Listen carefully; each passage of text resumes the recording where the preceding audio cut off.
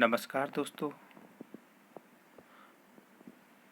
Power point presentation में आपका स्वागत है।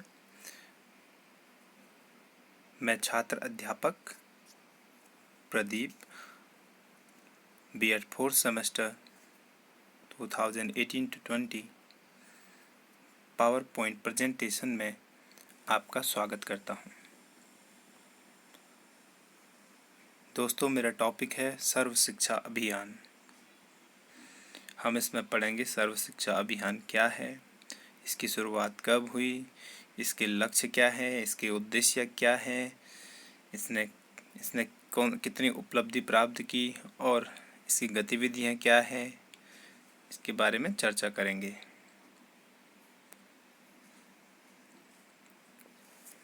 दोस्तों, फर्स्ट है सर्व शिक्षा अभियान।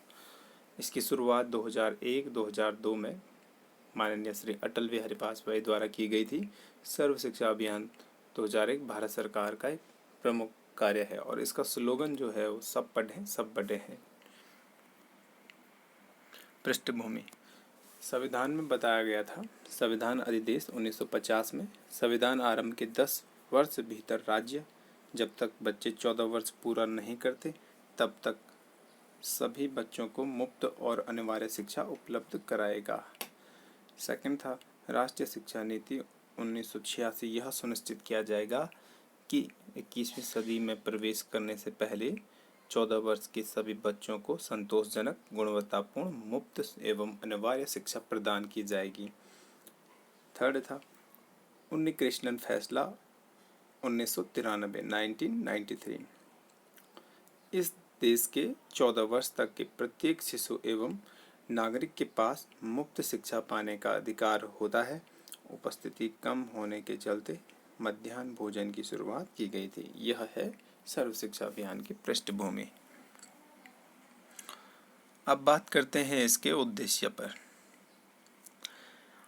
इसके 5 उद्देश्य थे जो सर्व शिक्षा अभियान शुरू हुआ।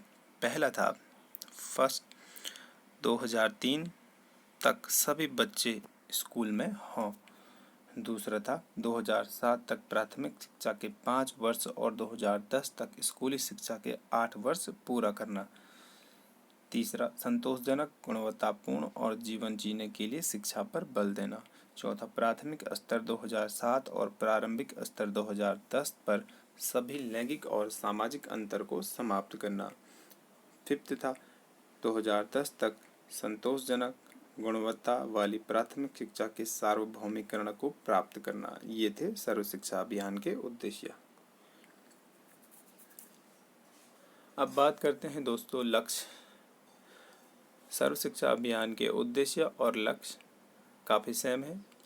पहला जो लक्ष्य था इसका 2003 तक शिक्षा गारंटी केंद्र विकल्प स्कूल में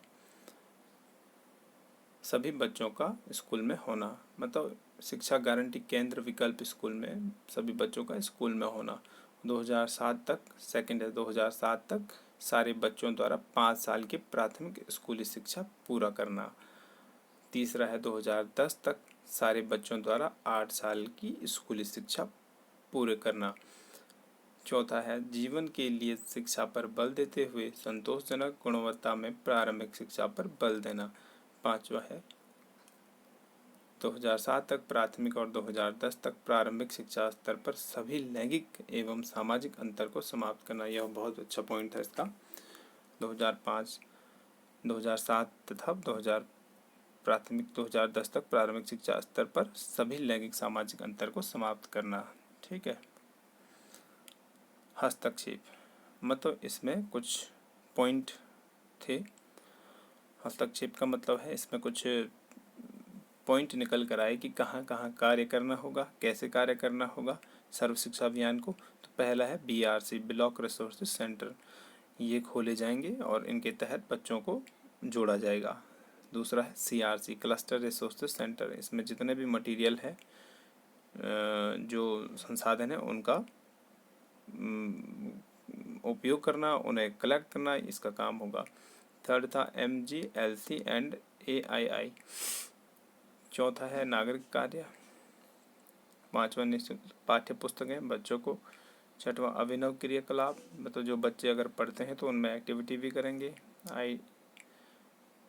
IEDC प्रबंधन एवं MIS।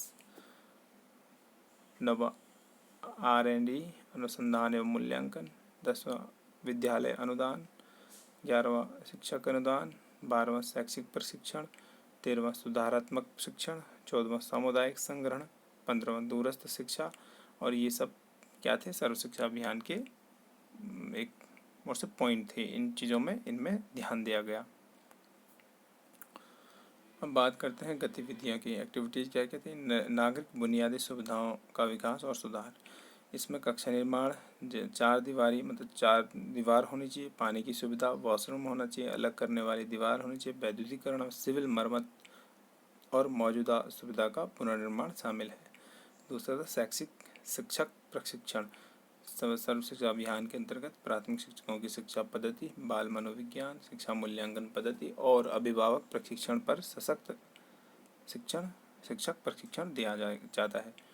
उपलब्धियाँ, इस कार्यक्रम ने गांव स्तर पर महत्वपूर्ण उपलब्धियों को हासिल किया और 2004 में भारत के कई गांवों को शामिल किया और प्रारंभिक शिक्षा के केंद्र खोले गए। धन्यवाद।